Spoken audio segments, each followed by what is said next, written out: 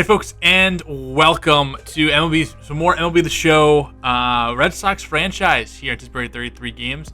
We have a pivotal stretch here, and I say pivotal stretch not because there's like world beaters here, but this is pretty big territory for us. We have to win these games. We can't really lose them. We have 7 games against Chicago coming up here in the next month. Also dump in 3 games against Tampa, 3 games against Cleveland, and a 3-game set against Toronto, alternating home and away. Very important because these aren't great teams, and these are teams that we need to start winning against. Like they said, you can't win a season in April. You can't lose it. Or they say a division, but I'm going to say a season here. So let's just kind of jump in. We're going to do some player lock games here against Chicago and Tampa Bay, and then kind of just see where we are coming out of it here. So we're sprinkling some player games, maybe do a full game. But yeah, we're going to try to see how well the rest of April goes, and we'll check back in when we're done. So again, make sure to like, subscribe, all that fun stuff. Without further ado, let's get it going. We get right into things here as a moment against the Chicago White Sox opens up. And let's see what we can do. Let's see the situation. Looks like top 9, runner on first. We got Rob Refsnyder up at the plate, who will then be pinch hit for.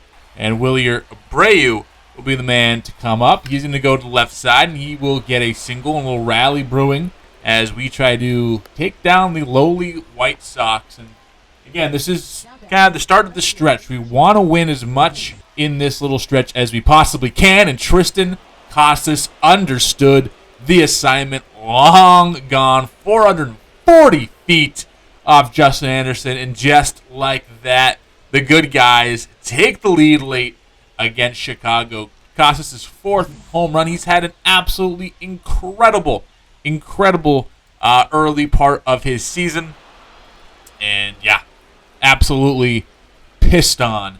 112 off the bat. Look at that for the nerds out there. 440 feet. That's a number that everyone can like. Yeah, absolutely crazy. We take the lead now, 6-3. Bregman down the line. He's not finished. A guy who's struggling a little bit. We're actually going to be following those 2 players a little bit later in the episode, so get ready for that.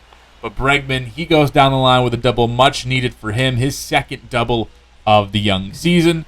And then Connor Wong is going to swing over the slider, and that will do it for the inning. However, we do throw 3 up there. Single by Abreu, and then that home run by Tristan Casas gives us the lead. Lennon Sosa, Colson Montgomery, and Corey Lee are going to be the men trying to face off against Aroldis Chapman. So Abreu will stay in right field. So not only do we get the better batter matchup when we brought him in, but now we have our Gold Glover out there. Chapman struggling against lefties, a .556 average, has blown 2 saves, a 10.38 ERA. Again, we're trying to give him the, benefit of the doubts until proven otherwise. 1 hundo upstairs. That's why he's the closer to begin with. Strikes out Sosa. Montgomery, he gets 98 or 99 in the corner. Can't hit that. 1 out away. And he has Corey Lee down 2 strikes. A sinker down the middle, but it's popped up. Bregman playing second base today is under it, and that will do it. So we come back and we win this one. Tie game in the 9th. We throw up 3 thanks to Tristan Casas' home run, and you gotta love it. Gotta love it. We end up winning this one against Chicago, and our again, this stretch we're going on starts off pretty nicely. Now the real main event here of the series against Chicago. We are here in Rate Field. I guess not guarantee Rate Field anymore. 6-9, nice. But why are we here? Well, Garrett Crochet, his debut. And the bullpen has been pretty good when they're out there, so shout out the bullpen. But Garrett Crochet coming back to Chicago for the first time since being traded in, what was that, July? No, July? In December. Good God, I am all over the place. Drew Thorpe, the man who is being asked to become the next Garrett Crochet, or at least the next Dylan Cease, probably has the mustache to try to replicate as well. But one of the bright spots here in Chicago's lowly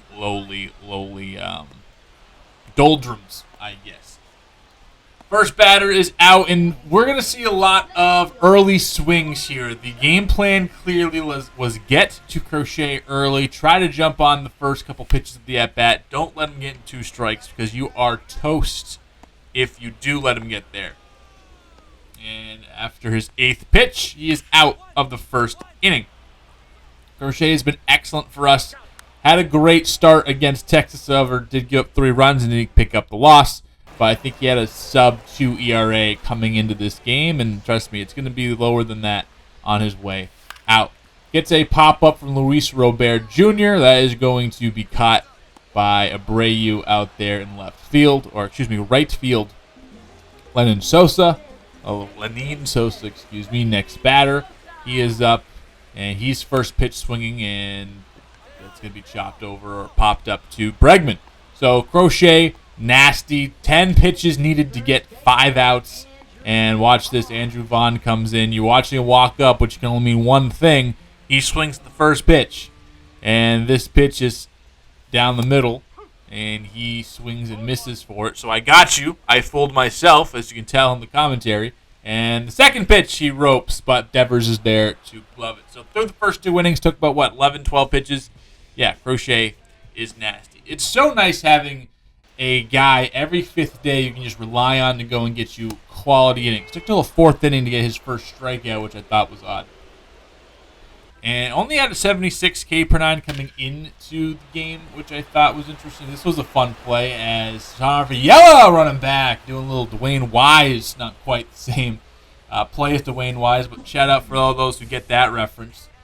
Saving Mark Burley's perfect game or no-hitter back in 2011. Yeah, Don Rafaela, awesome out there in center field. He makes a leap and grab.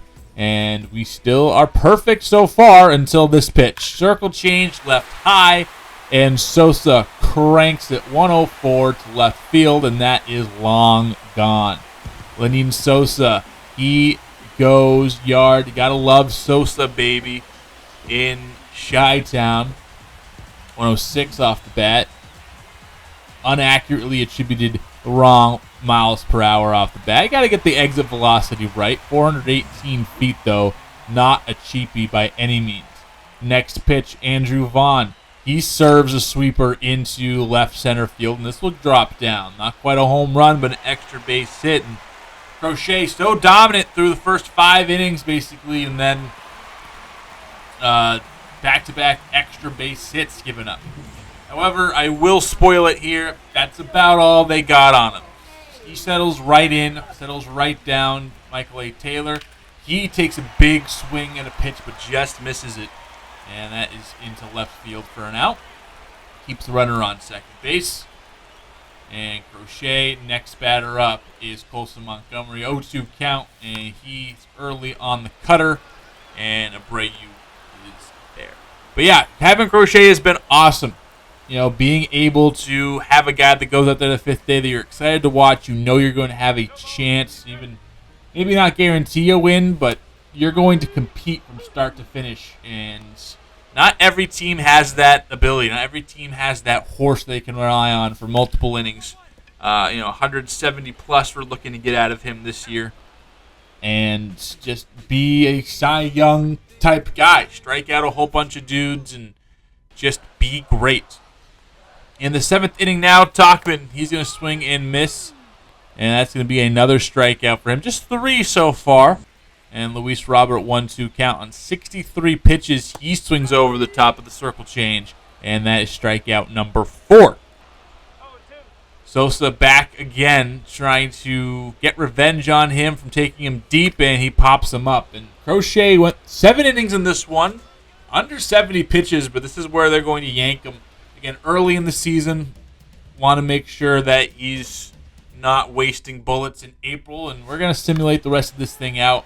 Offense, 5 hits, but couldn't really muster anything up. And then all of a sudden, got a double. Bullpen does a good job. Fielder's choice pop-up, nothing going on. Justin Wilson on, bottom of the 9th. A steal, and then a single, and that is all she wrote.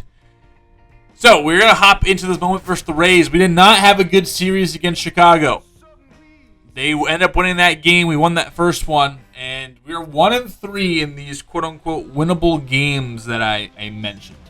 And here we are against the Rays, a team that we can beat, and a team that's in our own division. This is important because it's division games early on, which are important, but also we should be beating these guys. Here we are on Jackie Robinson Day, and we get first pitch swing, ground out. Yandy Diaz can't bring both the runners home, and Liam Hendricks, who's had a very rough start to his Red Sox career, is fired the frick up, and he'd say it just like that. Masataka Yoshida back off the IL. He goes deep, and Yoshida is cracked. Swing is nuts in this game. One of those unsung heroes or underdogs that didn't have a spot on this team, might not have a spot on this team for much longer, but he keeps putting up swings like that. Yeah, look at that bat drop. He's going to play himself in to a much bigger role with this team going forward. Jarren Duran 1 for 3 on the day. He sends this back up the middle off the glove of Uceta, and he will be safe with an infield single. So back-to-back base runners for the Bo Sox as we bring up Rafael Devers, who is .853 on the OPS, 6 home runs, had 2 on opening day, and has been absolutely fantastic since the word go. He thought maybe the shoulder would be bothering him, but nope, no shoulder issues here. He's going to go into right field. Rafaela is going to test the arm in right field, and he should not have.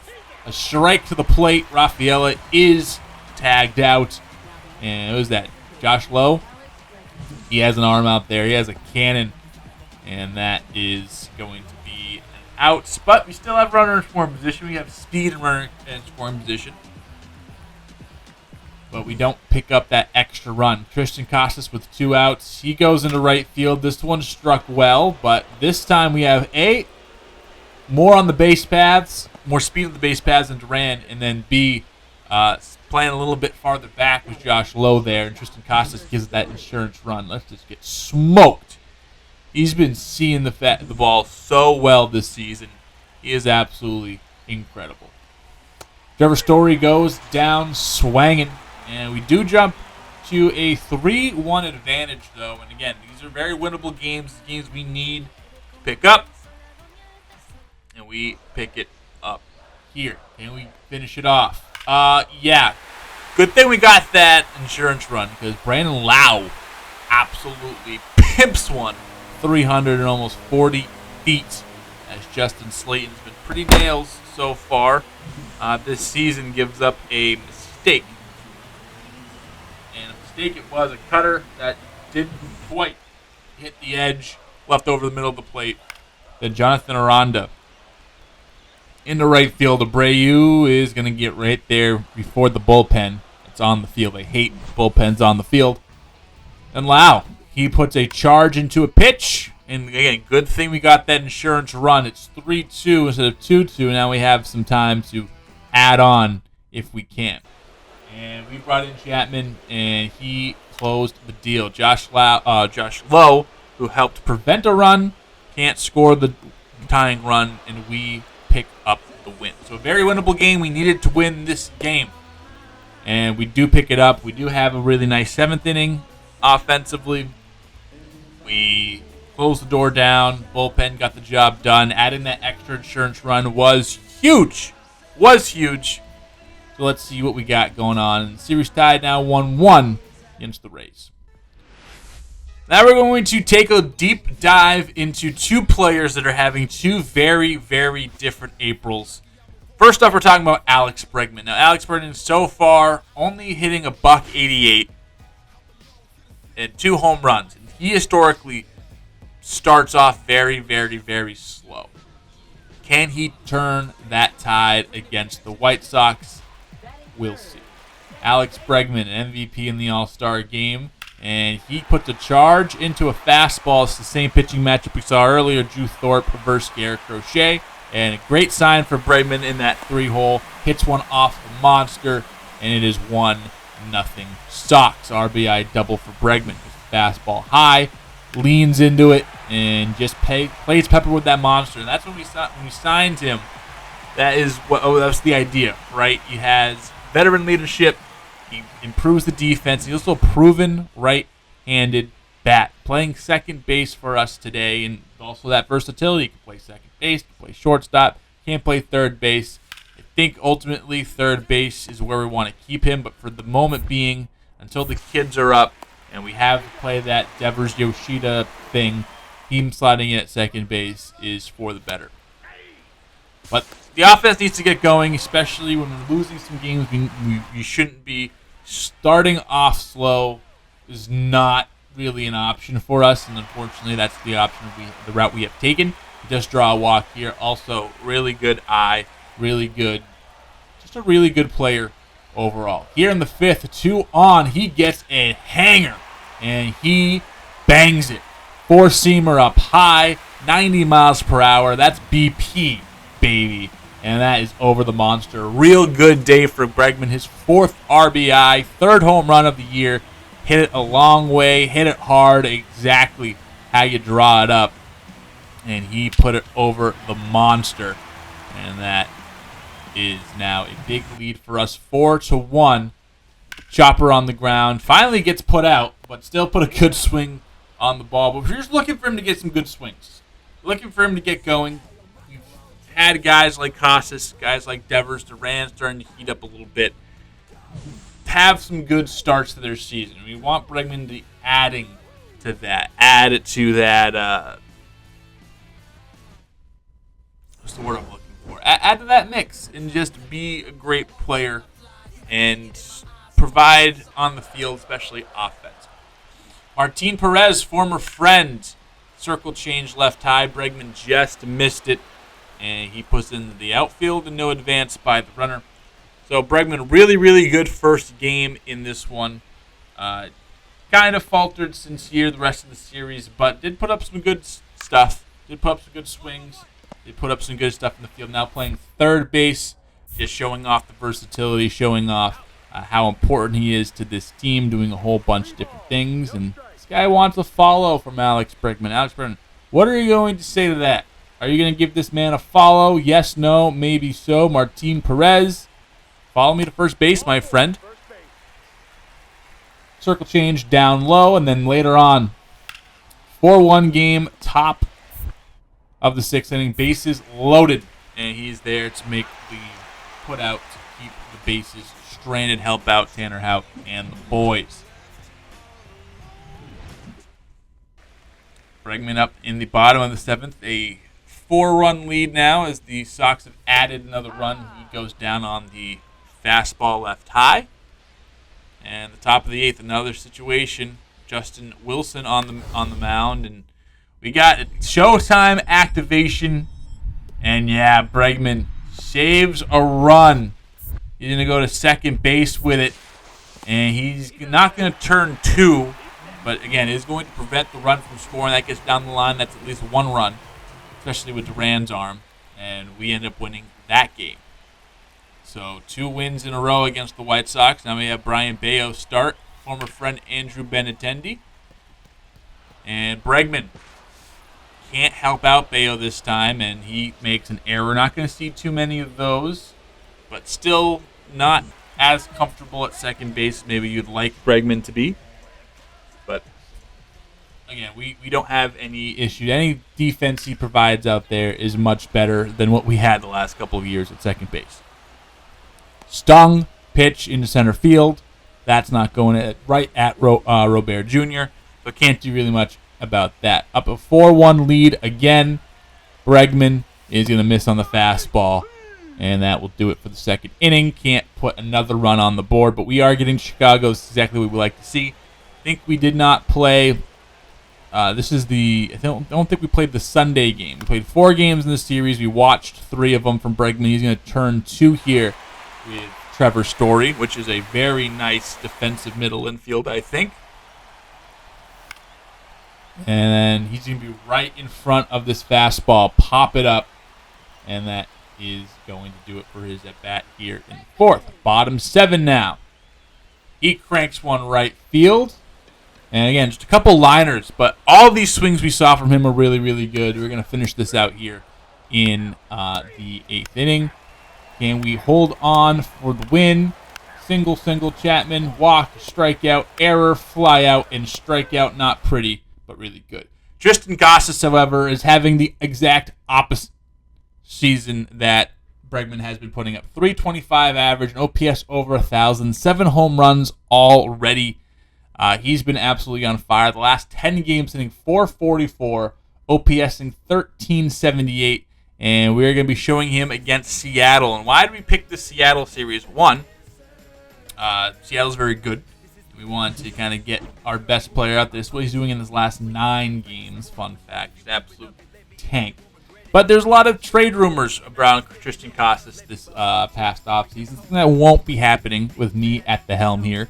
But especially to Seattle. Seattle is in desperate need of some offense. And Tristan Casas is a very good offensive player after a season that saw him miss a whole bunch of games.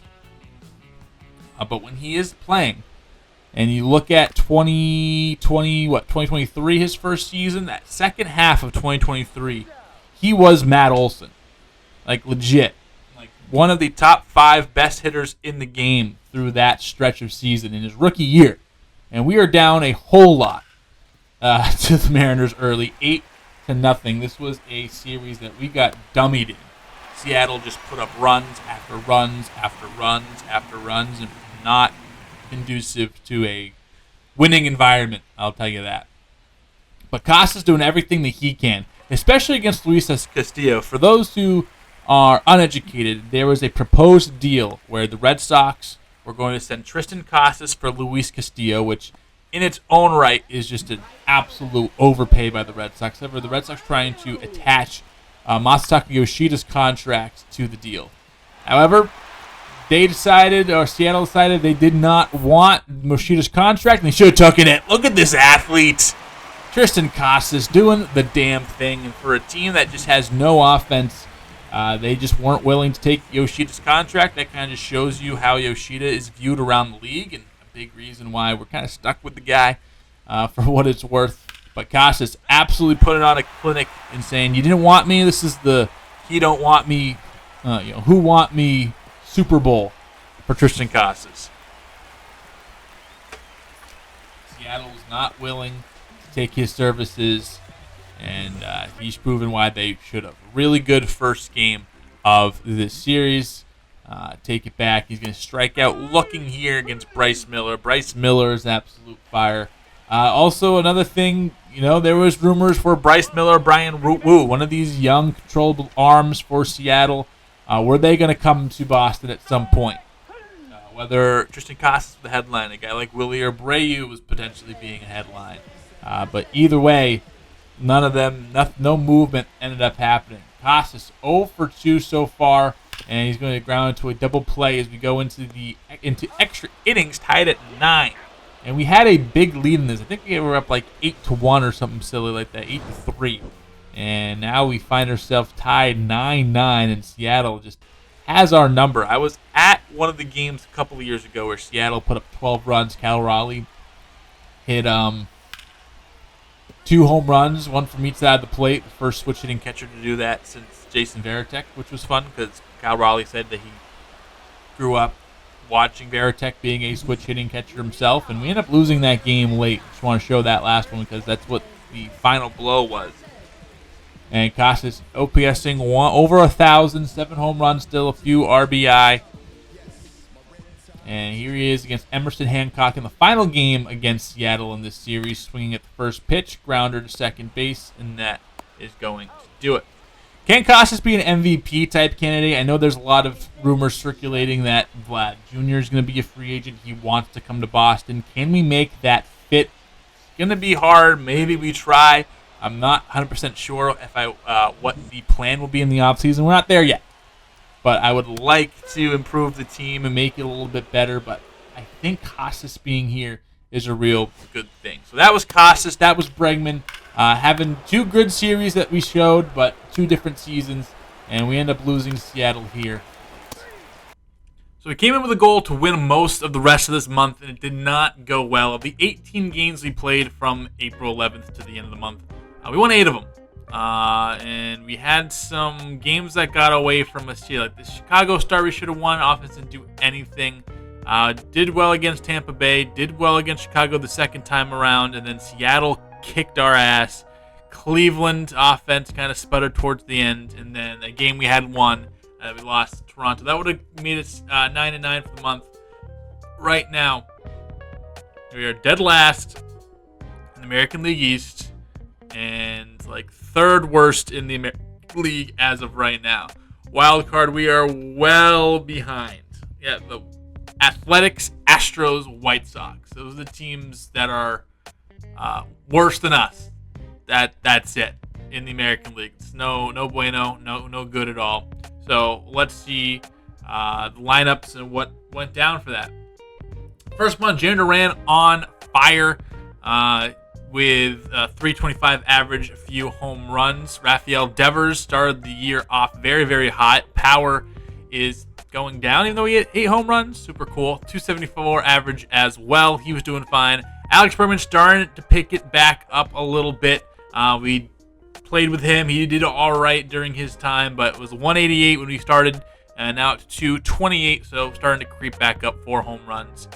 Very, very good. Tristan Casas coming down to earth a little bit, hitting well against lefties, but still 282, 8 home runs, 23 RBI. You'll take that. Not exactly the 340 he was hitting before, but is what it is. Trevor Story, sub 200. He's not doing too hot.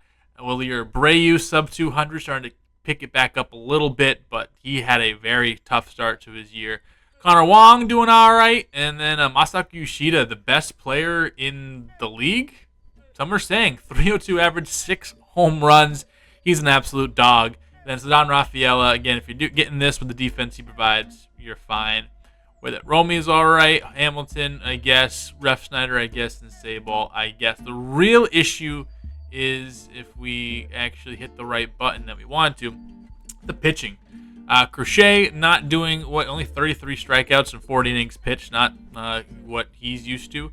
Tanner Houck doing all right, but then these, especially Giolito, who is giving up 9 runs per 9 innings, and Walker Buehler 0 for 4 with a 6.28 ERA. He is not really doing much. The whips are super high. If we look at recent games, 5 innings, 3 runs, 2 2/3, 6 earned against the White Sox. Giving up 4 innings and 5 runs against Tampa Bay.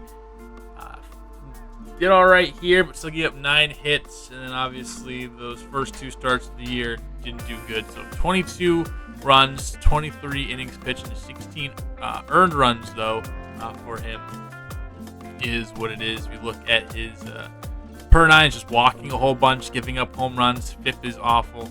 And then Lucas Giolito, what's your excuse, pal?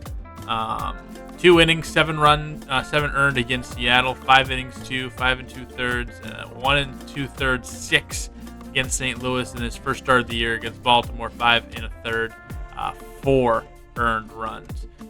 He as well, 7 walks per 9. FIP's a little bit better, but still not great. Whitlock's doing fine. Chris Wells doing okay, I guess. Kelly's real good. Justin Wilson's not so much. Justin Slayton good. Brendan Bernardino good. And Hendricks and Chapman just haven't done it. 3 blown saves for basically each of them. Hendricks 2 here.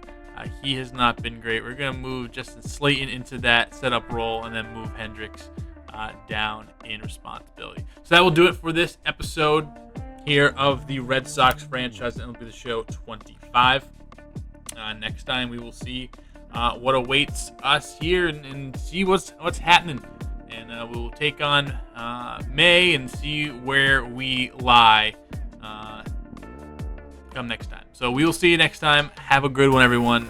Thank you so much for watching. Like, comment, subscribe, all that fun stuff. We will see you next time.